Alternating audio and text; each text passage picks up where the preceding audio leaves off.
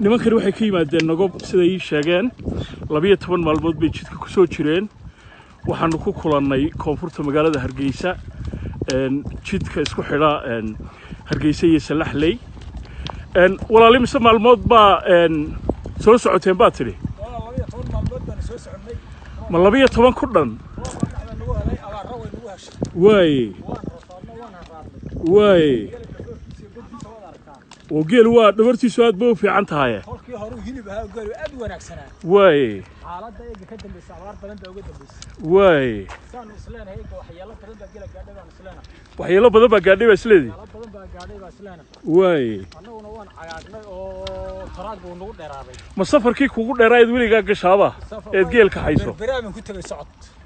inta halka ka soo bilowday garba intaan ka soo bilaabay garba intaad ka soo bilowday garba intaan ka soo bilaabay baan ku tagay barbaraan ku tagay way oo intee ku qaadatay deedna waxay u qaadatay 18 habeen bay ku qaadatay oo markaan ma geel baa waday geel baan waday way garba halkay u dhowdahay garba goday bay u dhowdahay ceel weyna laga xukumaa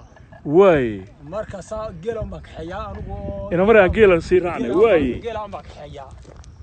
oo geel nimka ma iibba markaa waa ii geelu way berbera waan geeyay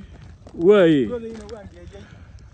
oo markaa qaalinta yarna meel la iibinayaa yana waa qaalinta yar waa la iibinayaa geel yar yar oo aarana ku jiray way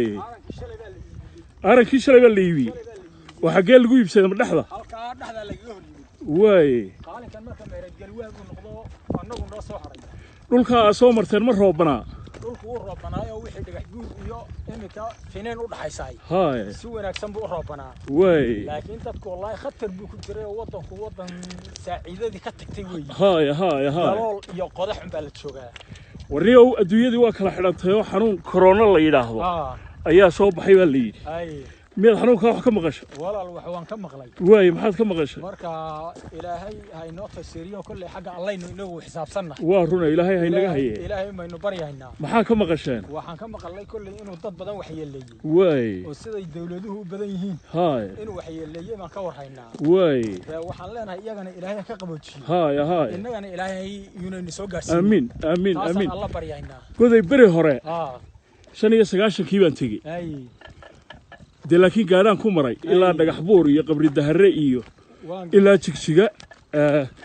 dir dhabaan uga sii gudbay waan gartay bariga col iyo abaar baa dhulka ka jiray waan gartay imika xaalku dhulka soo martay sidoo aha walaal wallahi dhulku waa nabadgeliyo waa habi ilaahay baa lagu xamdi way aadan baan abaal lahayn oo xamdi lahayn hay ilaahay inta lagu xamdiyo Hargeysa dadka lagu weysid oo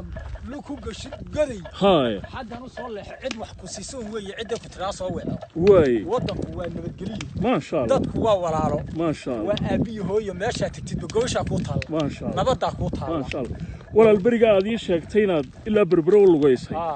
intaad goday agteeda ka soo lugayso geel ka soo kaxaysay intee socoteen walaal waxaan socday 18 beri iyo 18 koodii maalmood baan socday gow waa lugeynaya qadim baan haa waliba waan orday way oo geel intee lag ba wadee geel wuxuu ahaa 183 neef ah 183 buu ahaa oo marka imika marka geel la iibsado hadii alla yiraahdo waa noqonaysaa Soomaa imika waa noqonaynaa hadii alla ka dhigo ku kale ma soo kaxayn imika geel kala soo kaxaynaysaa ku kale ma soo kaxaynaya oo way marka geel bishii oo kale tusaale ahaan imisa goor baad timaadaa bishii oo kale adigu ama berbera ama Hargeysa ama goday bishii oo kale 3 jeer ama 4 jeer baa waan imaadaa oo noqod ah ha marka laakiin hadii 12 maalmood kugu qaadanayso bishii sidoo imanayso marka adigu mar waxa laga yaabaa dhaxda in geel lagu iibiyo hay mar waxa laga yaabaa in Hargeysa soo gaarsiiyo mar inaan berbera geeyo mar dhaxda lagu iibsado mar badan baa hadaba dhaxda lagu iibsadaa laakiin geelu aad iyo aad buu qurux badan yahay geelu aad buu qurux badan yahay laakiin markii hore walaal aad uu ka sii wanaagsanaa maxaa tii igu celi intaa warkayga waad haysaa waad mahadsantahay walaal waad mahadsantahay caalamka ma taqaanaa warkaaga waa intaan xitaa indhaha ka arag dhagtay ka maqashay waad mahadsantahay waad mahadsantahay walaal nasiib wanaag aniguna maanta waan kula kulmay khayr baan ku rajaynayaa ilaahay idinkii walaal bulshadana si fiican baan u gaarsiinayaa ninkaasaan arkay oo hor istaagay oo si dheef u horsaagay baan gaarsiinayaa ما شاء الله خير بان walaal ku rajaynaya waaye walaal caawara farxad badan baan la leeyahay khayr badan baan idin rajaynaya walaal nabadgelyo